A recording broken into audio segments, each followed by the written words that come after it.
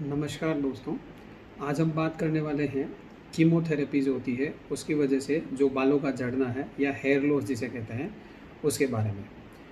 जैसा कि आपको पता है बहुत सारे लोगों के मन में ये रहता है कि भाई कीमोथेरेपी के बाद बाल क्यों झड़ते हैं, कैसे झड़ते हैं और कब तक वापस आ सकते हैं, क्या परमानेंट होते हैं।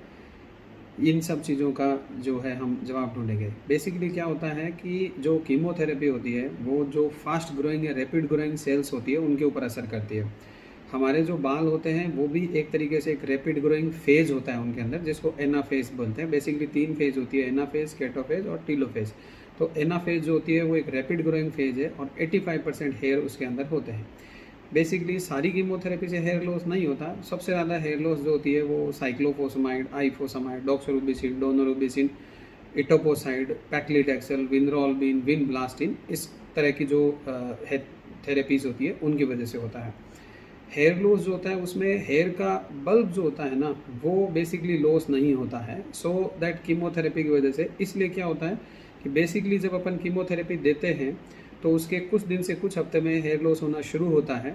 वो 1 से 2 महीने में मैक्सिमम पहुंच जाता है। जैसे ही कीमोथेरेपी बंद की जाती है उसके 1 से 6 महीने के दौरान वापस जो है वो हेयर ग्रोथ हो जाती है। हेयर ग्रोथ जो होती है उसको 2 कैटेगरी में डिवाइड करते हैं अकॉर्डिंग टू CTCAE ग्रेडिंग।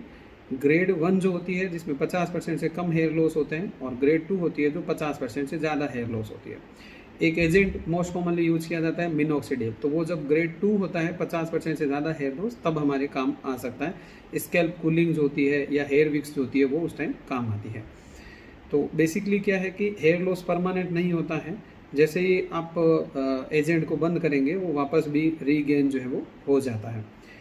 और जो पिगमेंटेशन जो लॉस होता है वगैरह वो सब डिपेंड करता है कीमोथेरेपी जो होती है वो किस तरीके से जो है कार्य करती है। एक कीमोथेरेपी है डोसीटेक्सेल, उसका एक बड़ा ही यूनिक पैटर्न होता है। जैसे ही डोसीटेक्सेल जो है 1 ओवर का इन्फ्यूज़न करते हैं उसके 3rd वीक कंप्लीट होने के बाद अचानक से सारे जो हेयर हैं वो लॉस हो जाते हैं। तो आप लोग बताइए कि ऐसा क्यों होता है। धन्यवाद।